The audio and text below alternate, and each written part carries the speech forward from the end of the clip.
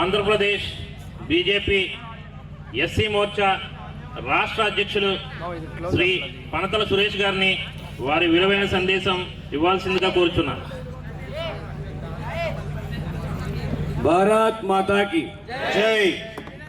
కిందున్న అందరూ కూడా వెంటనే బహుమతులు తీసుకొని వెళ్ళిపోవాలనేటటువంటి మూడ్లో ఉన్నారు. వేదిక పైన ఉన్నటువంటి అతిథులు కూడా తొందరగా ఇంటికి వెళ్ళిపోవాలని చెప్పేసి మూడ్లోనే ఉన్నారు. కొంతమంది భోజనం చేశారు, కొంతమంది ఇంకా ఎవరం కూడా తినలేదు.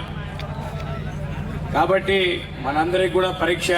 కానీ బాబా డాక్టర్ సాహెబ్ గారి అంబేద్కర్ యొక్క 135వ జయంతిలోకి విజయవాడ రాష్ట్రం దేశం అంతా నిద్రపోతుంటే ఖచ్చితంగా 12 గంటలకి మన బర్త్డే ఏ విధంగా సెలబ్రేషన్ చేసుకుంటామో ఆ విధంగా ఈరోజు రాజమండ్రిలో మనందరం కూడా జై భీమ్ నినాదాలతో, భారత్ మాతాకి నినాదాలతో ఈరోజు అంబేద్కర్ యొక్క ఉత్సవాలు చేసుకుంటున్నాం.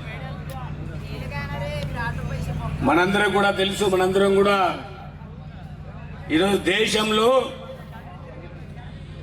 యువకులు ఉన్నటువంటి యొక్క భారతదేశంలో యువతదే రాబోయేటటువంటి యొక్క తరం అని చెప్పేసి కూడా మనందరం కూడా అనుకుంటాం. కానీ 5 నిమిషాల్లో నా యొక్క స్పీచ్ ముగిస్తా. మేము ఏబీవీపీలో చదువుకునేటప్పుడు కాలేజీ క్యాంపస్లు పోతే ఒక మాట చెప్పేవాళ్ళం, నేటి విద్యార్థి ఎవరు మనందరం చెప్పాల, నేటి విద్యార్థి. కానీ మేము ఇంటర్మీడియట్ చదివేటప్పుడు ఆ రోజుల్లో క్లాస్ రూముల్లో స్పీచ్ చెప్పేవాళ్ళం, నేటి విద్యార్థి రేపటి పౌరుడు అవుతాడో లేదో మాకు తెలియదు, కానీ నేటి విద్యార్థి నేటి పౌరుడే.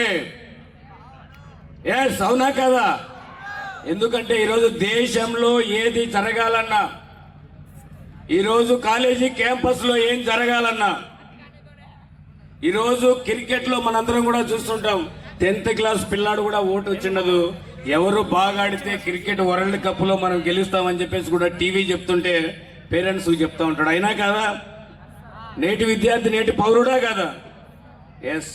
కాబట్టి నరేంద్ర మోదీ గారు ఈరోజు భారతదేశంలో ప్రధానమంత్రి అయిన తర్వాత ఈ యొక్క దేశాన్ని ప్రపంచంలో ముందు భాగం నిలబడాలంటే దానికి యువత ద్వారానే సాధ్యం అవుతుందని చెప్పేసి డాక్టర్ బిఆర్ అంబేద్కర్ ఉత్సవాలంటే ఫోటో పెట్టి పూలు దండేసి నివాళులు అర్పించడం కాదు, దేశవ్యాప్తంగా యువకుల్లో చైతన్యవంతం తీసుకొచ్చి కేవలం ఆయన విగ్రహాలు పెట్టడమే కాదు, ఆ విగ్రహాలను చూసినప్పుడు ఈ యొక్క అంబేద్కర్ యొక్క సాధన ఏదైతే యొక్క దేశం చేశాడో ఆశయాల దిశగా ముందుకు వెళ్లే విధంగా అనేక కార్యక్రమాలు చేపట్టండి అని చెప్పేసి చెప్పాడు.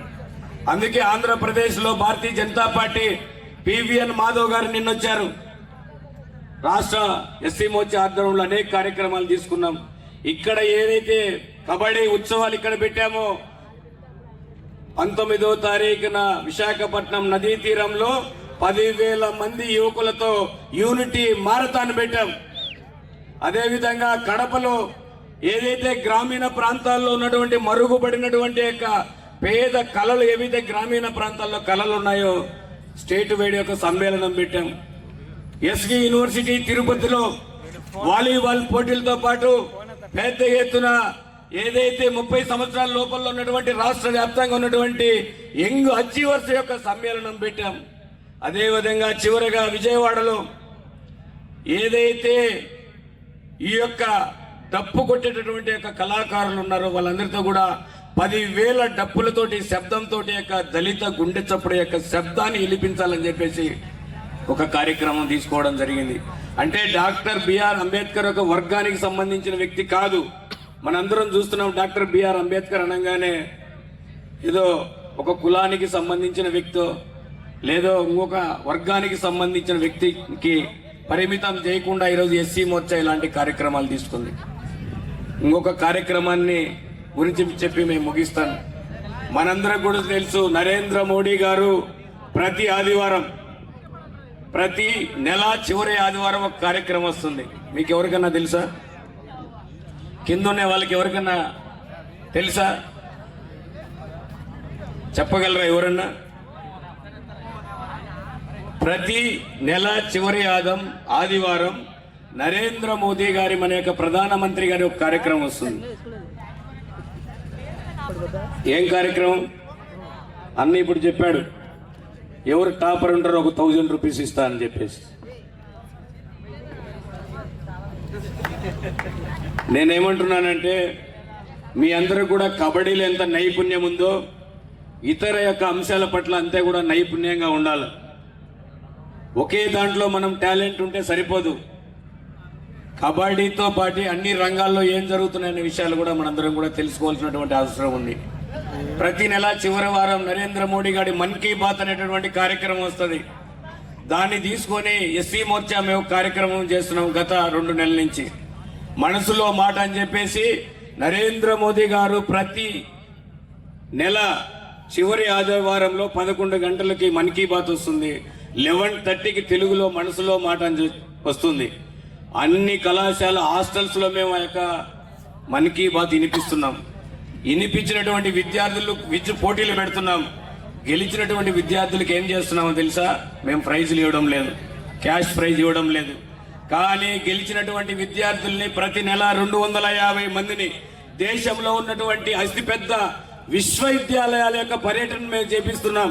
ఒకటి జేఎన్యు జవహర్లాల్ నెహ్రూ విశ్వవిద్యాలయం, నెంబర్ 2 బెనారస్ విశ్వవిద్యాలయం, నెంబర్ 2 ఢిల్లీ విశ్వవిద్యాలయం, ఢిల్లీలో ఉన్నటువంటి యొక్క ఎయిమ్స్ మెడికల్ యూనివర్సిటీ దేశంలో ఉన్నటువంటి అతిపెద్ద విశ్వవిద్యాలయం.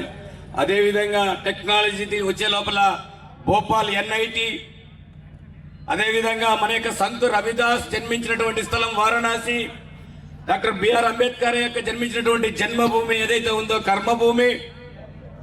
ఈ విధంగా ఎందుకు మనం నేర్పిస్తున్నామంటే చూపిస్తున్నామంటే రాబోయేటటువంటి యొక్క రాజమండ్రిలో చదివేటటువంటి విద్యార్థి కూడా జేఎన్యు విశ్వవిద్యాలయంలో చదవాలా. చూసిన తర్వాత ఏదైతే ఇంటర్మీడియట్ చదివేటటువంటి విద్యార్థి, డిగ్రీ చదివినటువంటి విద్యార్థి రాజమండ్రిలో చదివేటటువంటి ఆర్ట్స్ కాలేజ్ విద్యార్థి ఢిల్లీ విశ్వవిద్యాలయంలో కూడా చదవాలి. మన్ కీ బాత్ చూసినటువంటి వ్యక్తి అక్కడ ఏ విధంగా జాయిన్ కావాలి, వాళ్ళకి మెటీరియల్ ఏ విధంగా అని చెప్పేసి ప్రతి నెల వారం రోజుల పాటు విద్యార్థులను ఫ్రీగా మేము తీసుకొని దేశంలో ఉన్నటువంటి ప్రెస్టీజియస్ యూనివర్సిటీస్ అని కూడా మేము చూపిస్తున్నాం. దీనివల్ల మాకు వచ్చేదేం కాదు, ఈ తరం ఏదైతే మా తరంలో మేము కోల్పోయామో, నేను ఢిల్లీకి పోవడానికి 27 సంవత్సరాల్లో ఢిల్లీకి పోయాను. నెక్స్ట్ తరంలో 17 సంవత్సరాలకే ఢిల్లీకి పోవాల్సినటువంటి అవసరం ఉంది. అక్కడ ఏ విధమైనటువంటి చదువు ఉంది, అక్కడ చదువుకుంటే ఏ విధంగా మనం ముందుకు పోతాం, అక్కడ చదువుకుంటే మనం స్పోర్ట్స్లో ఏ విధంగా ముందుకు వెళ్తామని చెప్పేసి చెప్పేటటువంటి ప్రయత్నం మీకు చేస్తున్నాను. భారతీయ జనతా పార్టీ కేవలం ఆట విడుపు కోసం ఆటల పోటీలు పెట్టలేదు మిత్రులారా, మీరందరూ కూడా గుర్తించుకోవాలా. దీంట్లో ఒక యూనిటీ ఉంది. ఒక లాస్ట్ మ్యాచ్లో మీరు చూశారు, కాంప్రమైజ్ అరే మామ అనుకుంటా మాట్లాడుకుంటా షేక్ హ్యాండ్ ఇచ్చారు. ఇదే స్పోర్టివ్నెస్తో మీరందరూ కూడా ముందుకెళ్ళి మీ యొక్క, ఎందుకంటే మీరందరూ కూడా నేను చూశాను, నేను కూడా అదే స్థాయి నుంచి వచ్చాను కాబట్టి మీరందరూ కూడా ఆల్మోస్ట్ నాకు తెలిసి హాస్టల్లో ఉండే స్టూడెంట్స్ అని నేను అనుకుంటున్నాను. మీరందరూ కూడా మొదటి జనరేషన్ స్టూడెంట్స్ ఉంటారు.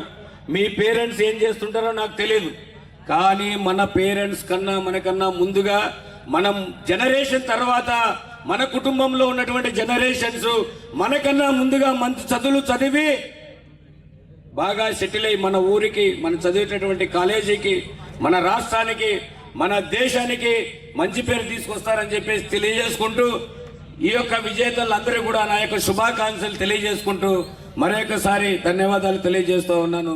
భారత్ మాతాకి జై భీమ్, జై భీమ్, జై భీమ్, జై భీమ్. వందే మాతరం, వందే మాతరం, మాతరం మాతరం, వందే మాతరం, మాతరం మాతరం, వందే మాతరం. బోలో భారత్ మాతాకి జై, జై భీమ్.